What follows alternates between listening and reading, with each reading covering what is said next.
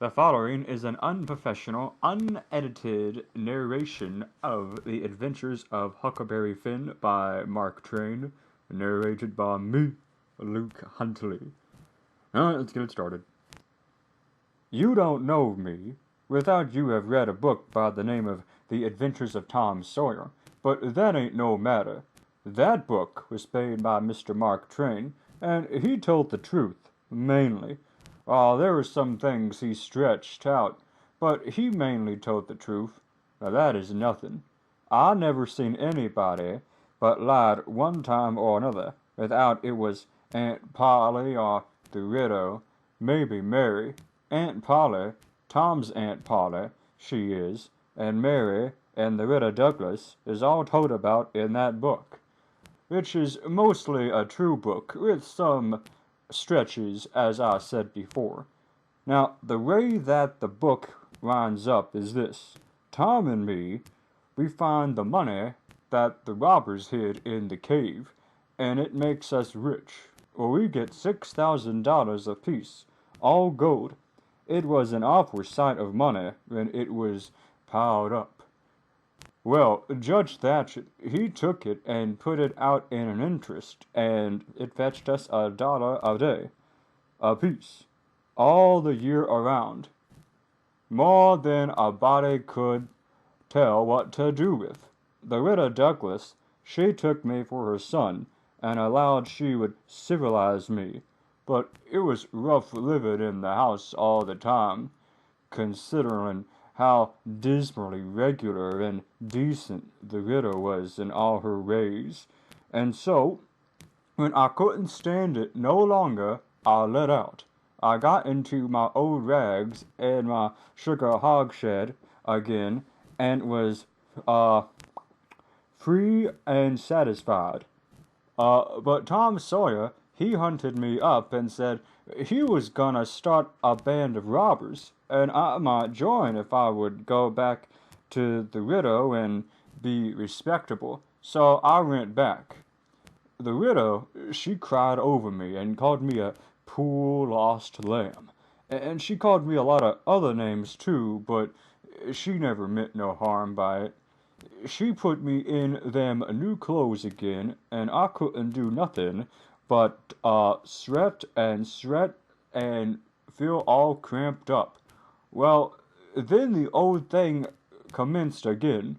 The widow rung a bell for supper, and you had to come to you had to come to time. That'll make no sense. You had to come to time. Now, when you got to the table, you couldn't go right on eating, but you had to wait for the widow to tuck down her head and grumble a little over the uh over the victuals, though there wasn't really anything the matter with them. That is, nothing, only everything was cooked by itself in a barrel of odds and ends. It is different. It is different. Things stop and the juice kind of swaps around and the things go better after supper. She got out her book and learned me about Moses and the bulrushes, and I was in a sweat to find out all about him. But by and by, she let it out that Moses had been dead a considerable long time. So then I didn't care no more about him, because I didn't take no stock in dead people. Pretty soon, I wanted to smoke, and asked the widow to let me, but she wouldn't. She said it was a mean practice, and wasn't clean, and I must try to not do it any more. That is just the way, with some people. They get down on a thing when they don't know nothing about it. Here she was a-bothering about Moses, which was no kin to her, and no use to anybody, being gone, you see, yet finding a power of fault with me for doing a thing that had some good in it. And she took snuff, too. Of course, that was all right, because she done it herself. Her sister, Miss Watson, a tolerable slim old maid, with goggles on, had just come to live with her, and took a set at me now, with a spelling book. She worked me mending hard for about an hour, and then the widow made her ease up. I couldn't a stood it much longer. Then for an hour it was deadly dull, and I was fidgeting. Miss Watson would say, "Don't put your feet up there, Huckleberry," and "Don't scrunch up like that, Huckleberry. Set up straight." And pretty soon she would say, "Don't gape and stretch like that, Huckleberry. Why don't you try to behave?" Then she told me all about the bad place, and I said I wished I was there. But she got mad then. Oh yeah, she got mad then. But I didn't mean no harm. All I wanted was to go somewhere. All I wanted was a change. I, weren't particular. She said it was a wicked to say what I said. She wouldn't say it for the whole world. She was going to live so as to go to the good place. Well, I couldn't see no advantage in going where she was going, so I made up my mind I wouldn't try for it. But I never said so, because it would only make trouble, and wouldn't do no good.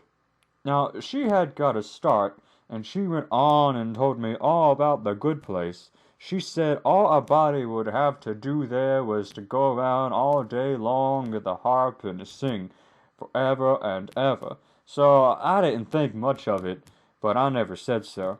I asked her if she reckoned Tom Sawyer would go there, and she said, "Not by a considerable sight."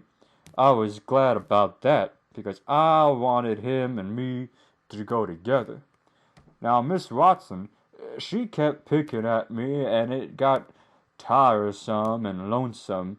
By and by, they fetched the niggers, and had prayers, and then everybody was off to bed. I went up to my room with a piece of candle and put it on the table. Then I sat down in a chair by the window and tried to think of something cheerful, but it weren't no use. I felt so lonesome I most wished I was dead. The stars was a shining, and the leaves rustled. Whoa, that's a tongue twister. That's a tongue twister. Rustled in the wood, every so mournful, and I heard an owl away off, hooting about somebody that was dead, and a whippoorwill and a dog crying about somebody that was going to die, and the wind was trying to whisper something to me, and I couldn't make out what it was, and so it made the cold shiver run up me. Then away out in the woods I heard that kind of a sound that a ghost makes when it wants to tell about something that's on its mind and can't make itself understood, and so can't rest easy in its grave and has to go about that way every night, grieving. I got so downhearted and scared I did wish I had some company. Pretty soon a spider went crawling up my shoulder, and I flicked it off, and it lit in the candle, and before I could budge it was shivering up. I didn't need anybody to tell me that was an awful bad sign and would fetch me some bad luck. So I was scared and most shook the clothes off of me. I got up and turned around in my tracks 3 times and crossed my breast every time, and then I tied up a little lock of my hair with a thread to keep riches away. But I hadn't no confidence. You do that when you lost a horseshoe that you found, instead of nailing it up over the door. But I hadn't ever heard of anybody say it was any way to keep off bad luck when you've killed a spider.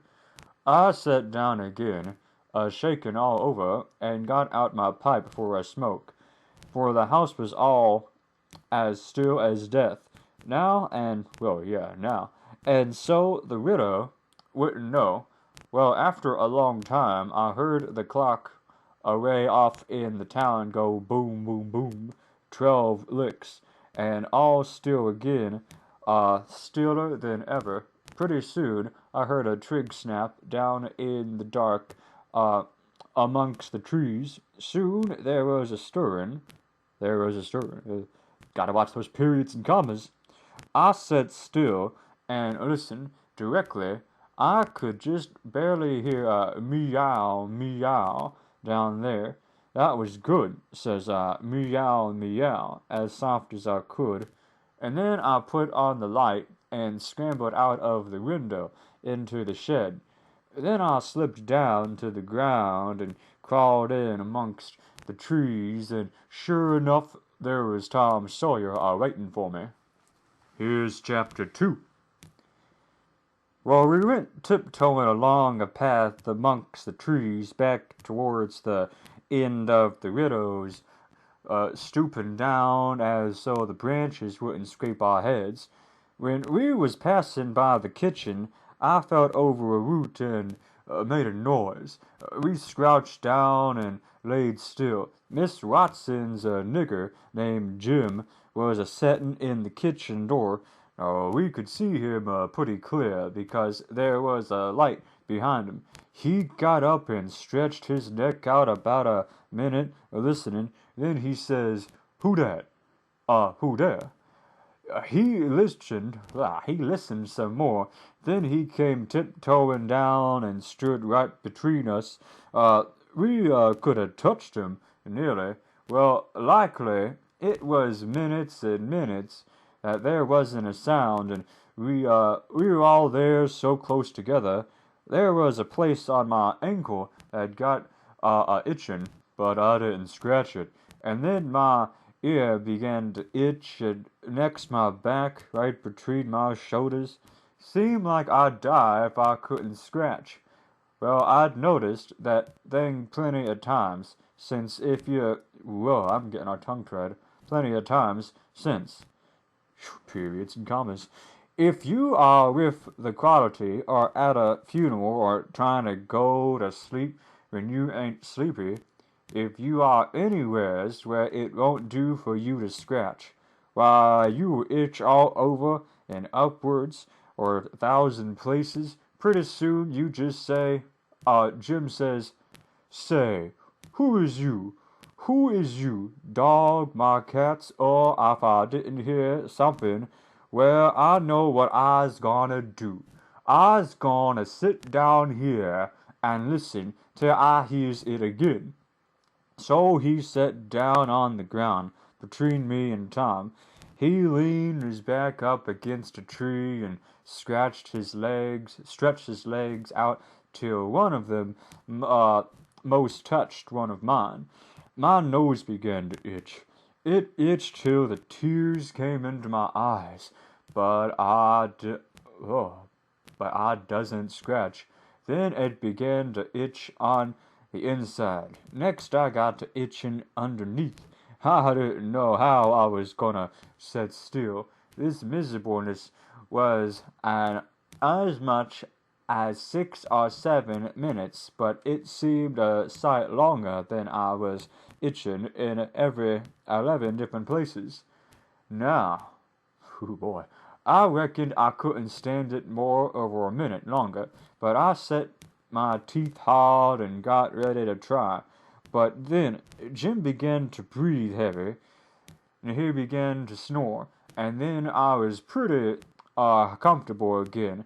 Tom, he made a sign to me, kind of a little noise with his mouth, and we went creeping away of our hands and knees when we was 10 feet off. Tom whispered to me and wanted to tie Jim to the tree for fun, but I said no.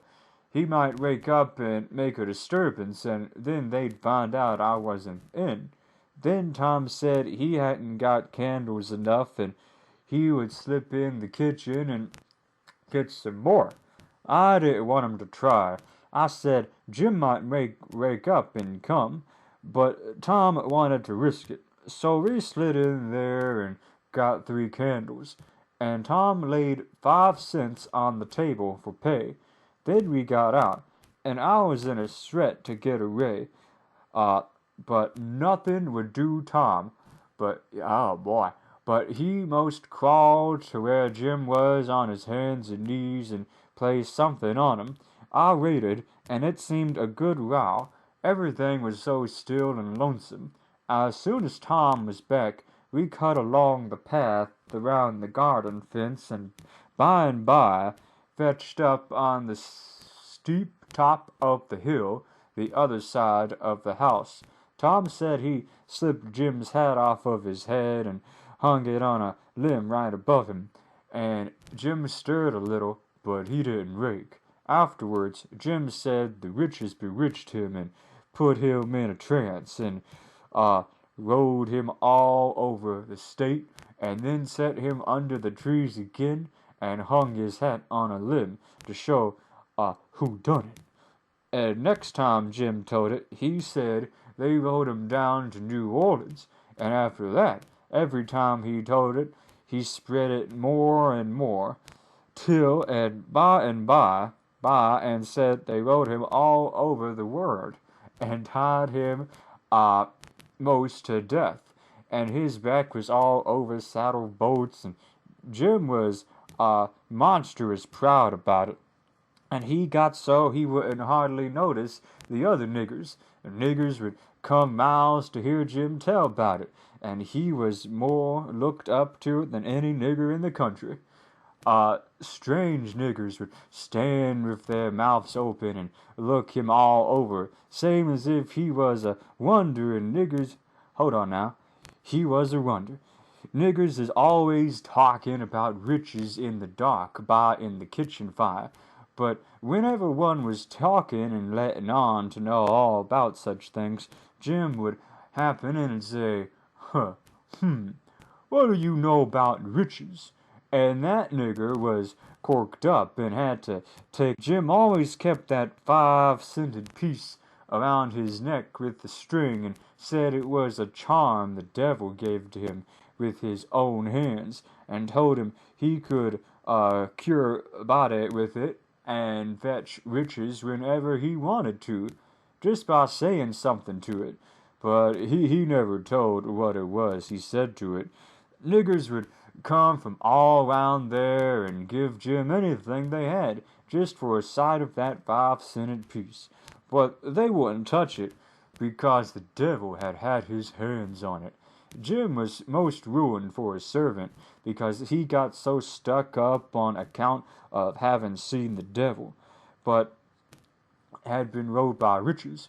Well, when Tom and me got to the edge of the hilltop, we looked away down into the village, and could see 3 or 4 lights twinkling where there was sick folks be, and the stars over as was sparkled over till fine, and down by the village was the river, a whole mile broad and awful still and grand.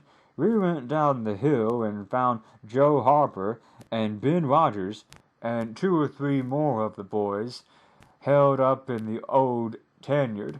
So we unhitched a skiff the river 2 miles and a half to the big scar on the hillside, and then went ashore. We went to a clump of bushes, and Tom made everybody swear to keep the secrets, and then shoveled them a hole in the hill right in the thickest part of the bushes.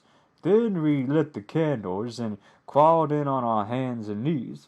We went about 200 yards, and into the cave opened up. Tom poked about amongst the passages, and pretty soon ducked under a wall, where you wouldn't noticed that there was a hole. We went along a narrow place and got into a kind of room, all damp and sweaty and cold, and there we stopped. Tom says, "Now, we'll stop this band of robbers and call it Tom Sawyer's Gang.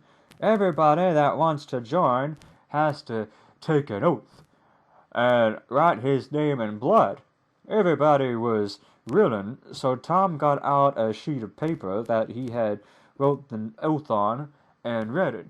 He swore Uh, well, it swore every boy to stick to the band and never tell any of the secrets, and if anybody done anything to any boy in the band, whichever boy was ordered to kill that person, and his family must do it, and he mustn't eat and he mustn't sleep till he had killed them and hacked a cross on their breasts, which was the sign of the band. And nobody that didn't belong to the band could see that mark. And if he did, he must have, well, be sued. And if he done it again, he must be killed. And if anybody that belonged to the band told the secrets, he must have his throat cut, and then his carcass burnt up in the ashes scattered all around, and his name blotched off of the list, with blood and never mentioned again by the gang, but have a curse put on it and be forgotten forever. Everybody said it was a real beautiful oath, and asked Tom if he got it out of his own head. He said some of it, but the rest was part of a pirate's book and robber books, and every gang that was, every gang that was high-toned had it.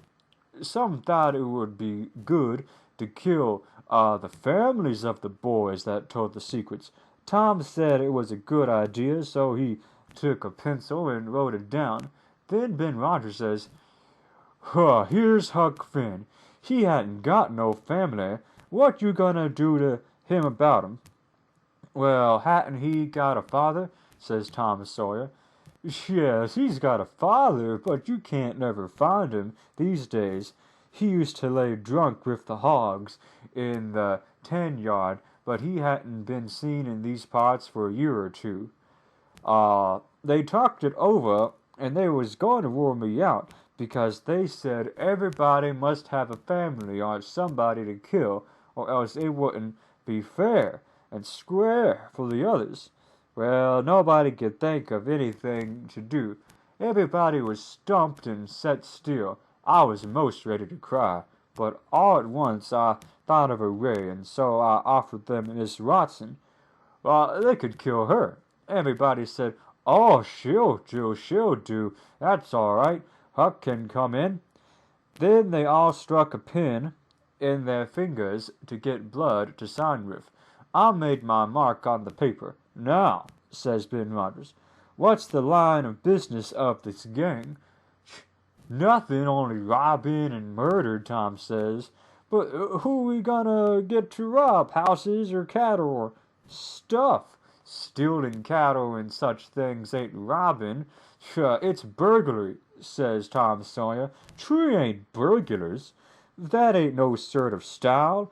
We are highwaymen. We stop stages and carriages on the road with masks on and kill the people and take their watches and money." "Must we always kill the people?" "Oh, certainly, it's best. Some authorities think differently, but mostly it's considerable best to kill them, especially when that you bring to the cave here and keep them till they're ransomed." "Ransomed? I don't know, but that's what they do. I've seen it in books and all, of course. That's what we've got to do. But how can we do it if we don't know what it is?" "Why, blame it all, we gotta do it. Don't it tell you it's in the books? Do you want to go to do something differently from what's in the books and get things all muddled up?" "Oh, that's all very fine to say, Tom Sawyer, but uh, how in the nation are these fellows gonna be ransomed if we don't know how to do it to them? For that's the thing I want to get at. Now, what do you reckon it is?" "Well, I don't know. Perhaps if we keep them till they're ransomed, it means we keep them there till they're dead. Now that's something like, hold up now. Now that's something like that answer. When you said that before, we keep them till they're ransomed to death, and abolish them for it to eating up everything and always trying to go home. How you talk, Ben Rogers? How can they get loose when there's a guard over them ready to shoot them down if they move a peg? A guard? Well, that is good. So somebody's got to set up all night and never get any sleep just so to watch them. I think that's foolishness. Why can't a body take a club and ransom them as soon as they get here? Because it ain't in the book, so that's right. Now, Ben Rogers, do you want to do things regular, or don't you? That's the idea. Don't you reckon that the people that made the books knows what's the correct thing to do? Do you reckon you can learn 'em anything? Should not buy a good deal? No, sir. We just gotta go on and ransom them in the regular rate. All right, I don't mind, but I say it's a foolish idea anyway. Say, do we kill the women too? Well, Ben Rogers, if I was as ignorant as you, I wouldn't let on. Kill the women? No, nobody ever saw anybody in the books like that. You fetch 'em to the cave, and you're always as polite as pie to them. And by they fall in love with you, and never want to go home anymore. Well, if that's the way, I'm agreed, but I don't take no stock in it. Mighty soon we'll have the cave all cluttered up with women and fellas waiting to be ransomed. That there won't be no place for the robbers. But go ahead, I ain't got nothing to say. Little Tommy Barnes was asleep now, and when they waked him up, he was scared and cried and said he wanted to go home to his ma and didn't want to be a robber any more. So they all made fun of him and called him Cry Baby, and that made him mad. He said he would go straight and tell all the secrets, but Tom gave him 5 cents to keep quiet, and said he would all go home and meet next week and rob somebody and kill some people. Ben Rogers said he wouldn't get out much, only Sundays and excuse me. So he wanted to begin Sunday. Well, next Sunday. But all the boys said it would be a wicked to do it on a Sunday, and that settled the thing.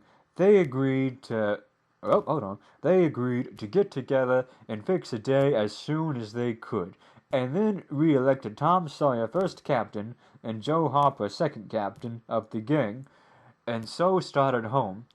I climbed up the shed and crept into my window just before day was breaking. My new clothes was all greased up and clay, and I was dog tired. Chapter 3. Well, I got a good going on over in the morning from the old Miss Watson on account of my clothes, but the widow, she didn't scold, but only cleared off the grease and clay, and looked so sorry that I thought I would behave a while if I could. Then Miss Watson, she took me in the closet and prayed, but nothing came of it. She told me to pray every day, and whatever I asked for, I would get it, but it wasn't so. I tried it once. I tried it, periods and commas. I tried it. Once I got a fish line, but no hooks. It warn't any good to me without hooks. I tried for the hooks 3 or 4 times, but somehow I couldn't make it work. By and by, one day I asked Miss Watson to try for me, but she said I was a fool. She never told me why, and I couldn't make it out no way.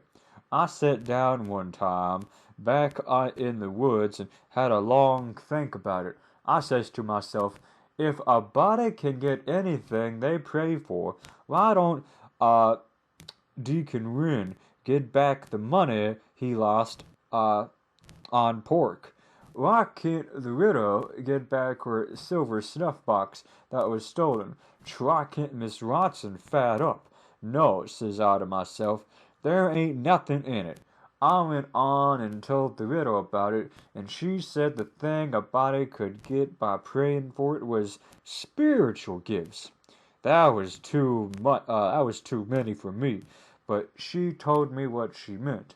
I must help other people and do everything I can for other people and look out for them all the time. Excuse me. And never think about myself.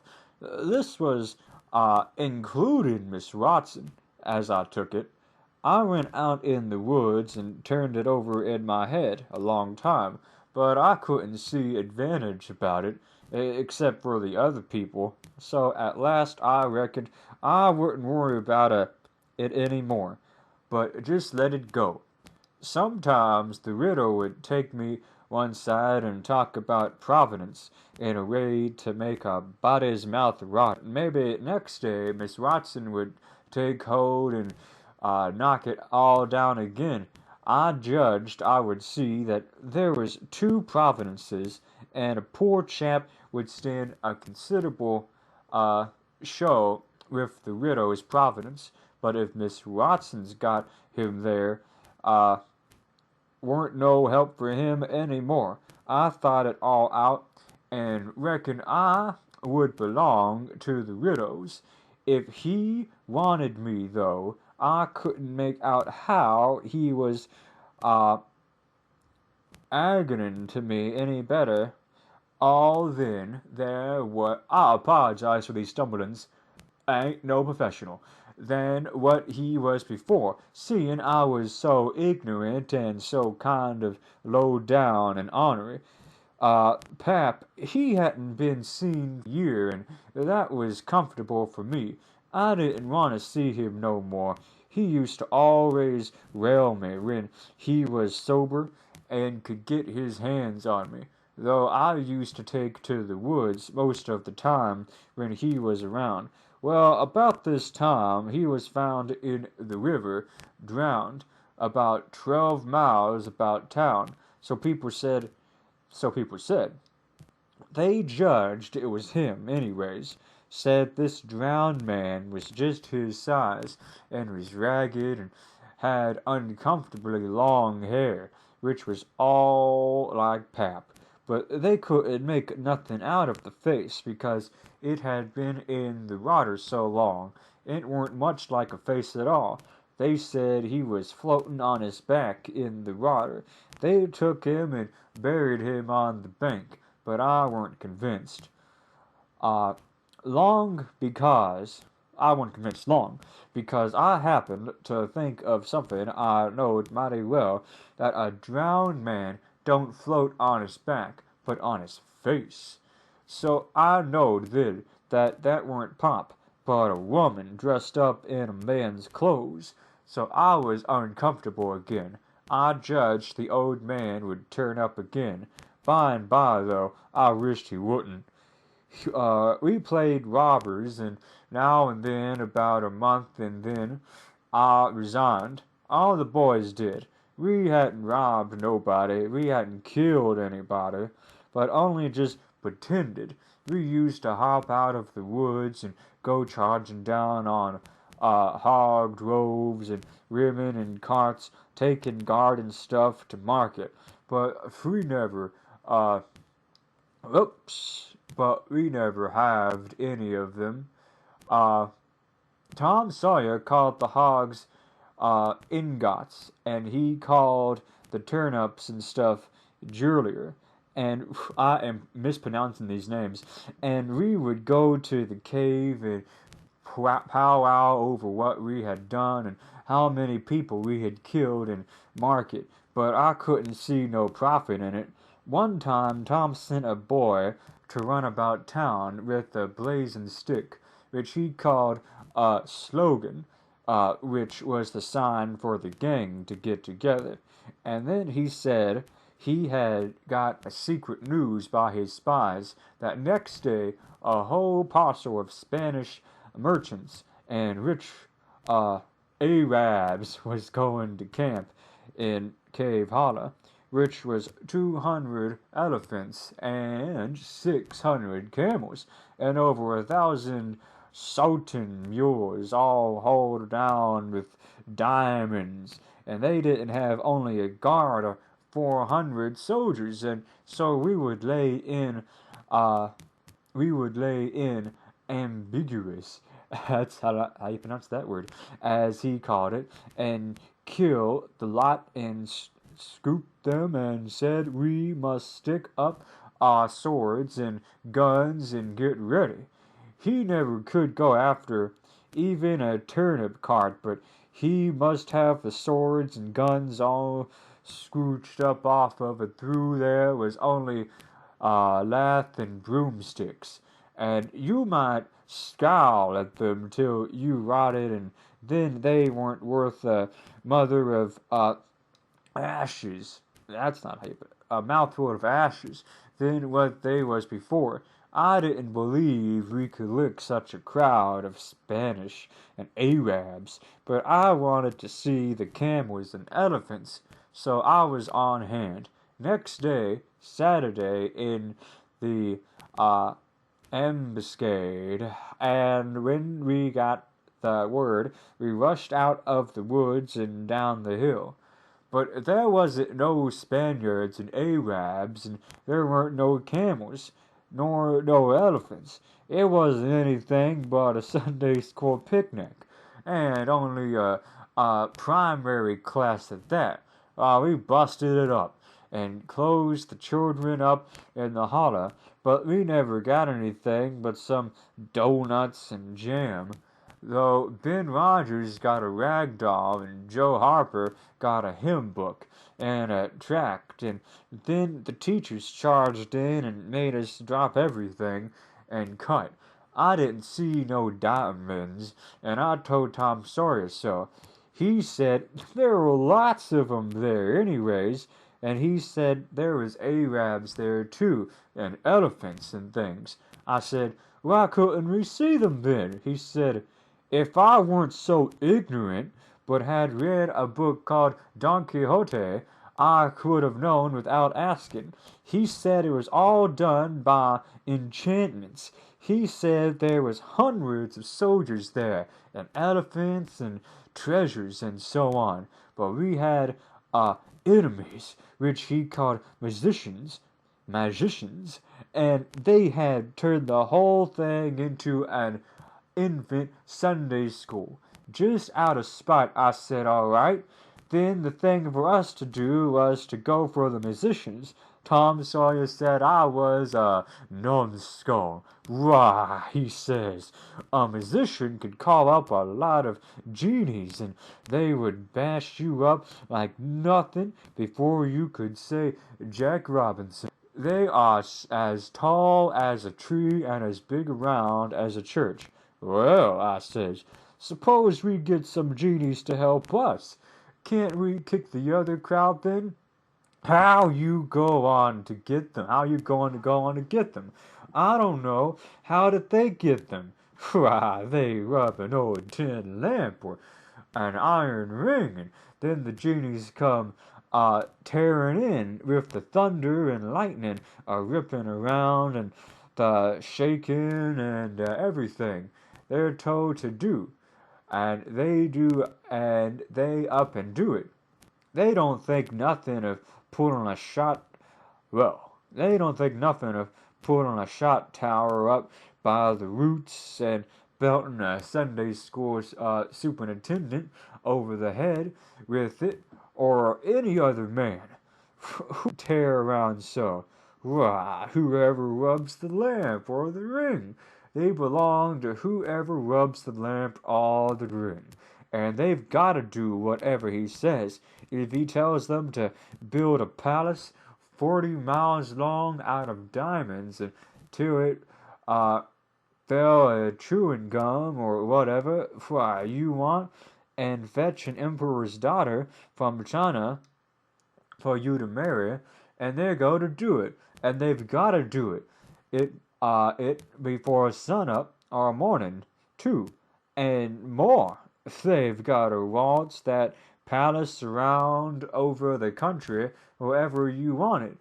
You understand? Well, says I think they are a pack of flatheads for not keeping the palace themselves, 'stead of fooling them away like that And what's more, if I was one of them, I would see a man in Jericho before I would drop my business and come to him for the rubbing of an old tin lamp. How you talk, Huck Finn. Why, you'd have to come when he rubbed it, sure, wherever you wanted to or not. What? And I as high as a tree and as big as a church? All right then, I would come, but I'd lay I'd make that man climb the highest tree there was in the country. Shucks, it ain't no use to talk to you, Huck Finn. You don't seem to know anything anyhow. Somehow, perfect sap head. I thought all this over for 2 or 3 days, and then I reckoned I would see if there was anything in it. I got an old tin lamp and an iron ring and ran out in the woods and rubbed till I sweat like an Injun, calculating to build a palace and sell it, but it wasn't no use. None of the genies came. So then I judged that all that stuff was only just one of Tom Sawyer's lies. I reckon he believed in the Arabs and the elephants, but as for me, I think different. It had all the marks of a Sunday school. Chapter 4. Well, 3 or 4 months went along, and it was well into winter. Now, I had been to school most of the time, and could spell and read and write, and just a little, and could say the multiplication tables up to 6 times 7 is 35, and I don't reckon I could ever get any farther than that if I was to live forever. I don't take no stock in mathematics anyhow. At first I hated the school, but by and by I got so I could stand it. Whenever I got uncomfortable, I played hooky, and the hiding I got next day done me good, and cheered me up. So the longer I went to school, the easier it got to be. I was getting sort of used to the widow's raise, too. They wasn't so raspy on me. Living in a house and sleeping in a bed, putting on my pretty tight, hold on now. Pulled on me pretty tightly mostly, but before the cold weather I used to slide out and sleep in the woods sometimes, and so that was a rest to me. I like the old ways best, but I was getting so I like the new ones, too, a little bit. The widow said I was coming along slow but sure, and doing very satisfactory. She said she weren't ashamed of me. One morning I happened to turn over the salt cellar at breakfast, and I reached for some of it as quick as I could to throw over my left shoulder and keep off the bad luck. But Miss Watson was in ahead of me and crossed me off. She says, "Take your hands away, Huckleberry. What a mess you are always making." The widow put in a good word for me, but that weren't going to keep off the bad luck. I know that well enough. I started out after breakfast feeling worried and shaky, and wondering where it was going to fall on me. Excuse me. And what it was going to be. Oh, whoa, my goodness. There is ways to keep off some kinds of bad luck, but this wasn't one of them. Kind. This isn't one of the earlier kinds. So I never tried to do anything but just poking along, low-spirited and on the watch-out. I went down the front garden and climbed over the still where you go through the high boarded fence. There was an inch of new snow on the ground, and I seen somebody's tracks. They had come up from the quarry and stood around stillway, and there was on around the garden fence. It was funny. They hadn't come in after standing around, so I couldn't make it out. It was very curious, and somehow I was going to follow around, but I stooped down to look at the tracks. First I didn't notice anything at first, but next I did. There was a cross in the left boot heel, made with big nails to keep off the devil. I was up in a second, and down the hill. I looked over my shoulder and every now and then, but I didn't see nobody. I was at Judge Thatcher's as quick as I could get there. He said, "Rah, my boy, you are all out of breath. Did you come for your interest?" "No, sir," I says. "Why, is there something for me?" "Oh, yes, a half yearly it is. Last night, over $150. Quite a fortune for you. You better let me, invest it, along with your 6,000, because if you take it, you'll spend it." "No, sir," I says. "I don't want to spend it. I don't want it at all." "Nor the 6,000, neither. I want you to take it. I want to give it to you, the 6,000 and all." He looked surprised. He couldn't seem to make it out. He said, "Phew, what can you mean, my boy?" I says, "Don't you ask me no questions about it. Please, you'll take it, won't you?" He says, "Well, I'm just, puzzled. Is something the matter?" "Please take it," says I, "and don't ask me nothing. Then I won't have to tell no lies." He studied around, and then he says, "Oh, I think I see. You want to sell all your property to me, not give it. That's the correct idea." Then he wrote something on a paper and read it over and says, "There, you see it says, 'For a consideration.'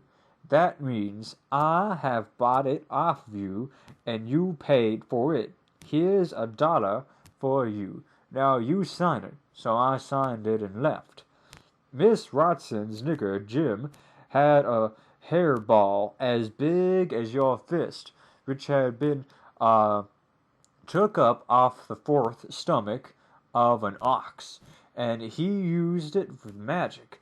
He said there was a spirit inside of it and knowed everything. So I went to him that night and told him Pap was here again, for I found his tracks in the snow. What I wanted to know was what he was going to do, and was he going to stay.